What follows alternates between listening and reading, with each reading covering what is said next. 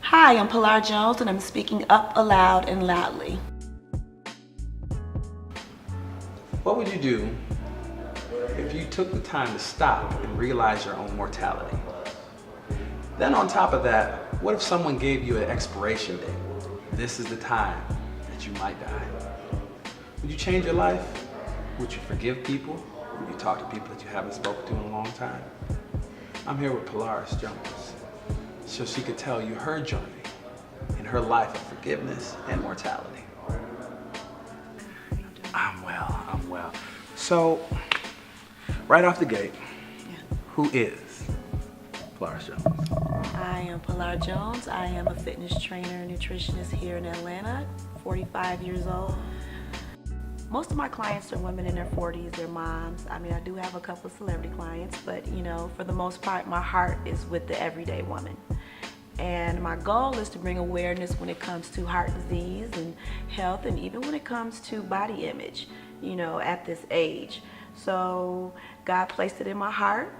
I am that woman that goes around. I believe a happy woman there's something about a woman when she's happy. You understand what I'm saying? Something about a woman when she's happy. When she's happy, you see it. She goes out into the world. She's a nurturer, to all, and she has this thing in her where she wants to help everybody. So, so when it's placed inside of you and you know how good it feels, you want to pay it forward.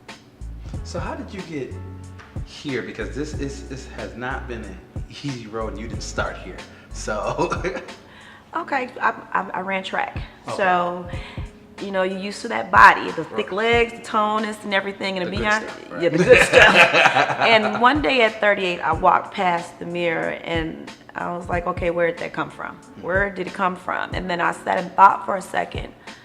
June, I hadn't worn shorts in the summertime in 5 years. Oh, wow. So at 38, I wasn't ready to live the rest of my life like that. There still was some sexiness in there. I wanted to be able to put my shorts on again, right, with my heels. And it's not to say that I couldn't. Mm-hmm. I just wasn't comfortable with what I saw for me. Right. Because I know where I had come from, as far as running track. Okay. So I did Lent. And part of my Lent, for the first time ever. Lent. Oh, okay. I'm with you. I was like, Lent. Yes. I had to be in the gym for 5 days. I cut out sweets and pop and alcohol and all of this, but Sundays is just free day. Oh, okay. Oh. So within those 40 days, I had dropped almost 30 pounds. Mm-hmm. I had gained muscle. My whole, just everything had changed. And every year I go home to an alumni game. I'm from Chicago. Oh, okay. So I'm from a small town outside of Chicago. And I go home, Aurora, Illinois. Okay. Shout out. So I went to an alumni game, and the response I got, you would think that if you saw someone change over physically and they're fit and all that, people would be happy for you, and that's not. I mean, I got some people said, wow, you look nice, but then I noticed it was some people walking right past me, had known me since I was 9. Oh, wow. Putting the hate on you. And I remember going back to my hotel room, and I remember crying a little bit. Really? Because I was angry. And the anger was, really? These are, you got to think about it, if these are people you've known since childhood, going to treat you like that. And I was battling with something because it was like, do I lash back out? But here's the thing I learned, because I was raised by someone who was battling obesity, I'll never attack someone overweight. Oh. Because I feel like if I let that come out of my mouth, then I'm attacking other people who are battling that same issue. So I'll never, and it's probably people that I love. We all have flaws, or what we think are flaws, or whatever, battle with something. And I always tell people, watch what you say out of your mouth, because just because you attacking that one person about something, there may be other people you love dealing with the same issue. So you're basically attacking them too. Right. So those same people, I can honestly tell you about 90% of them have all been on a weight loss journey. Now they've all came to me in some sort of way. In that room, something came across me that said, do not attack them, but help them, show them. Right. Change it, Pete. You didn't do anything to them. And that's where it started at. So when you see these lives changing and you see these women that were maybe not so happy with self, and you see them change and they're happy with self and vibrant and living again, it just makes you want to go out and just keep doing it. So, so that's your motivation. That's my motivation. Oh, wow. You know, that's a great motivation. Steve Harvey, let me say this. I was watching him one day, and I'm not gonna curse though. Okay. He said, you will mess up in your 20s. Mm-hmm. You will realize what you messed up in your 30s. Right.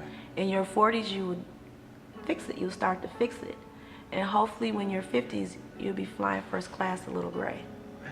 So I thought about that, and I'm like, it makes perfectly good sense. And what it was, someone was asking him, they were in their 30s, what to expect, and he was letting them know that this is just a journey of life. Wow. So I took that and I researched life expectancy of us. 78 years, right now it is, so 40 really is our halftime. The midway point. Midway point. So I always tell everybody, when you go to the locker room at halftime, what do? Reassess the situation. You reassess the situation and you apply it. So that's the way. So let me, on you have a Facebook page. Yes. And on that you address a lot of things. Mm-hmm. One of the things that I guess comes out is your father. Yes. Explain that to all the people that don't know about that. Like I know that's a very heavy topic, but could you? Oh, where do you want me to start? All right, start. Papa was a Rolling Stone in the 70s. All right. Where he laid his head was his home. He has 10 children by 6 different women. All right. Okay. My mother was his only wife, which they had 2 children, my brother and myself. Okay. We're 10 months apart. So, can you imagine that? Wow. Yeah. The funny part was they knew each other for 2 weeks when they got married, so. That's even more interesting. Even more interesting, you know. Mm-hmm. But it was the 70s, you Right. know. They were doing things and stuff like that. So now we are in our 40s. The adult children Right. are in our 40s, and there's 3 younger ones that are 11, 7, and one's soon to be 6 next week. So, and my dad is fighting colon cancer now, which he's in stage 4, and he's in hospice. How's that been? Like, how's that journey been for you? Because that's, like a lot of people that will talk about having cancer, fighting cancer, beating cancer. How's it witnessing someone that you love? It's grueling. It's grueling because you want to be optimistic, but at the same time, you want the doctors to keep it real with you. You want them to. I can remember telling the doctors, look, don't sugarcoat it with me. Just don't, because so I can know how to handle the situation. Right. I am the person that's representing the family. I need to be able to be honest and truthful with them. With him, it's like you're trying to keep his spirit up. You're wondering what's going through his head. Because what would you do? Like, seriously, what would you do if the doctors tell you there's nothing else they can do? They're only trying to help you buy time. Wow. That's... Like, what would go through your head? Because we all have an expiration date, and none of us know when it is. But what if you were given an expiration date? There'd be a lot of things to think about. When, being that your dad was a Rolling Stone. Yes. And, you know what I'm saying, you clearly are walking with him on this journey. How taxing is that, and how much support have you been given? You know what I mean? Yeah, I like that. I had to sit down and someone called me the other day because you go through so many different emotions with this. Okay. And they said, P, God gives it to who he think is the strongest. So don't be mad at everybody else. But because I did go through a little something, I said, how can you guys watch me do this by myself? How can you guys, how I feel about him? And it even got to the point was, okay, if you're just talking about your siblings. My siblings, whoever, Family members, all. Period. Because I was like, okay, whatever your issue is with him or this or whatever, what about your love for me? I get it. Because I couldn't watch somebody do this and not help them. So you go through all these emotions, but at the same time, you say whatever you need to say to him. You understand what I'm saying? Right. So-and-so is coming, or we got to get you here, whatever to keep his spirits up, but you know the truth. Right. You understand what I'm saying? But you do what you need to do.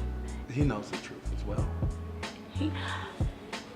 He sat down with me. Okay. And he noticed my attitude, even though I tried. My dad knows me. Right. He knows me.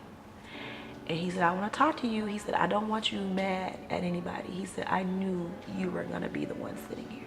So did he raise you? No, but I was that kid that fought for her dad's attention. Oh. We not going to be estranged. You gonna know raise- where I am, and I'm going to know where you are. Right. You understand what I'm saying? And I can be honest with you, I had to sit down and think about it. His 68 years here on earth, 25 of them off and on, he had been in jail. Oh, word. Just getting into the time bits here, all that stuff. So I was the kid sending them care packages. I was the one putting money on his books. I was the one, because somewhere in there, I needed him to know that he was loved in spite of, I never wanted him to feel like he wasn't loved. I don't care what he did. He's my dad. Right. So. Dang, that's... So, as we all know that, everyone's mortal. Yep. So everybody has their time to expire. And this, you believe that this is... This is it. This is it. Yep. What, do you feel that you've said everything that you possibly could say? Oh my God, yes. Absolutely. I've done everything I possibly could. I've told him at least 20 times a day how much I love him. Every time I call him before we get off the phone. And I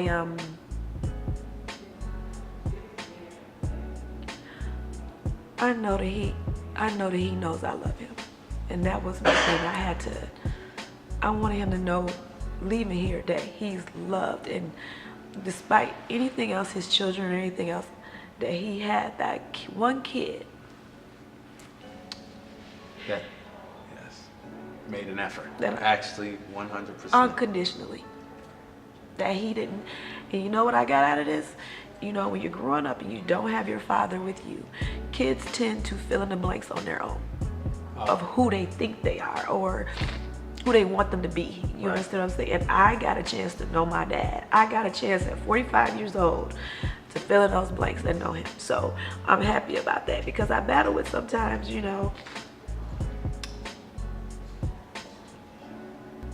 is it better to just get that phone call? Really? And a heart attack in their sleep or something like that, or to walk this thing out, because it's brutal. It's brutal. You're watching somebody decline and deteriorate right in front of your eyes, and there's nothing you can do about it. That's a heavy burden. You go with this man who obviously loved women and was vibrant and money and cars, and my dad was the type, if he would pull up in a canary yellow Corvette, he gonna have on a canary yellow suit and a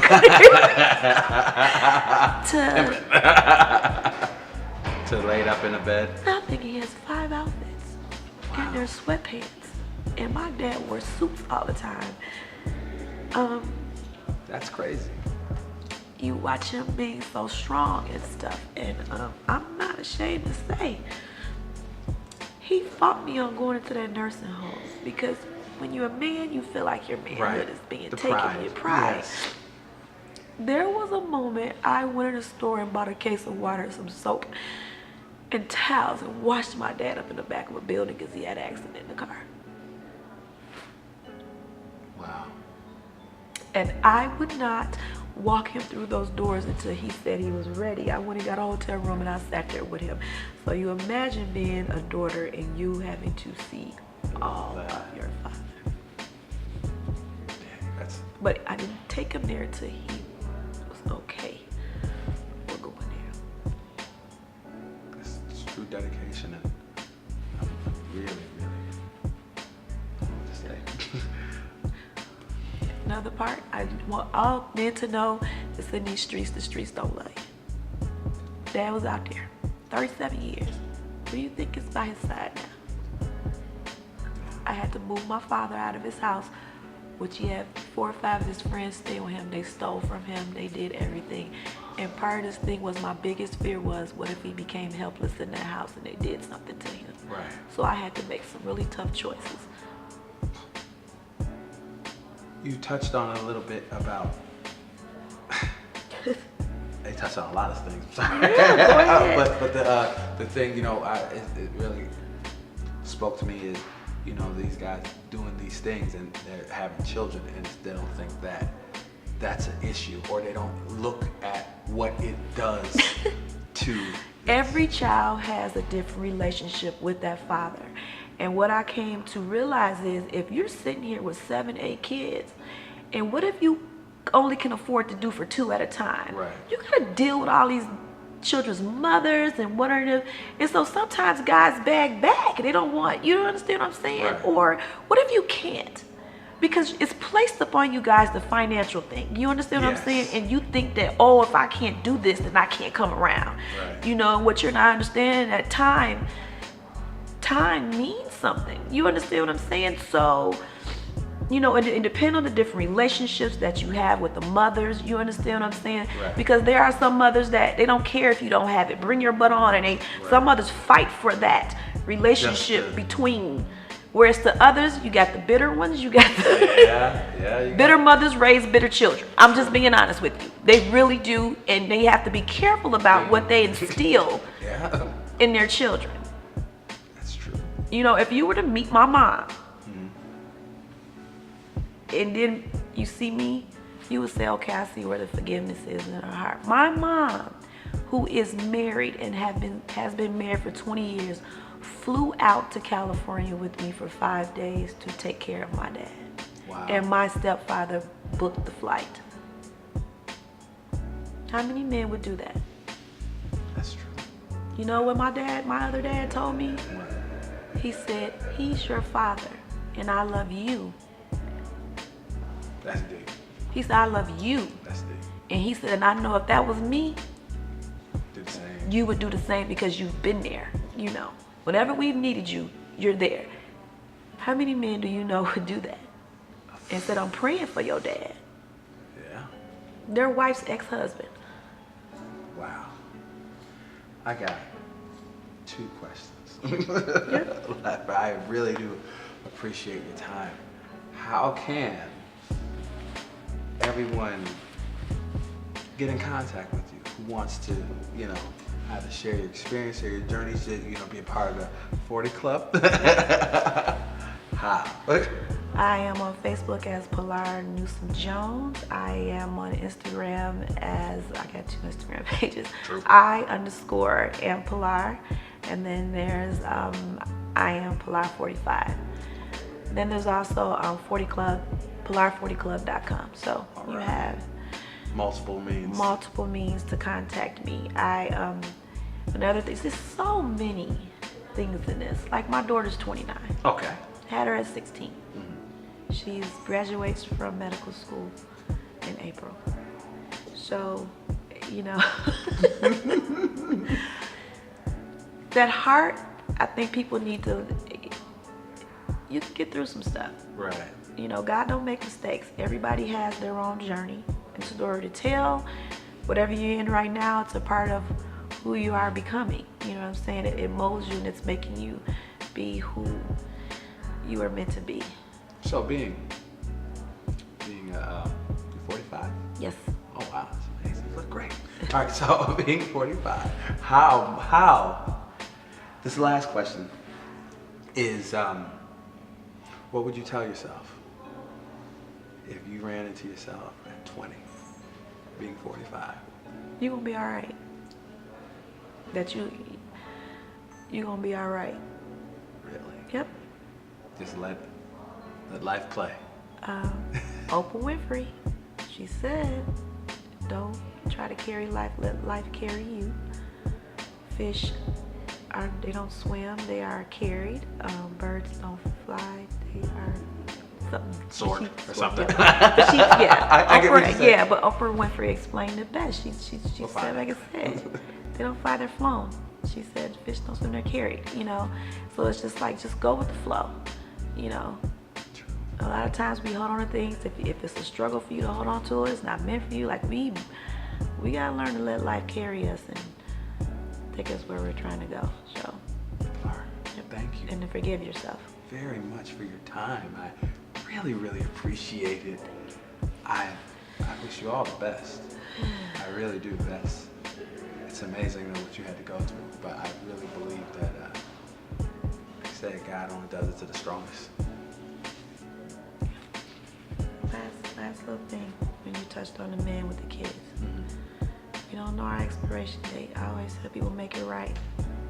Make it right with your kids, make it right with your parents, because you only got one set of parents. A village may raise us, but you only got one set of parents. And as far as your children, you know, don't leave here without fixing it. Because once you're gone, they're still here dealing with it. You know, they're gonna still deal with unanswered things, those emotions, and it affects a lot of things in their life, whether we know it or not. It really does. So that's my biggest message out there. Fix it, because you don't know. That's deep. That's deep. Yep. Go fix it. Go fix it. Fix it. I really appreciate that. Thank Yep. you, man.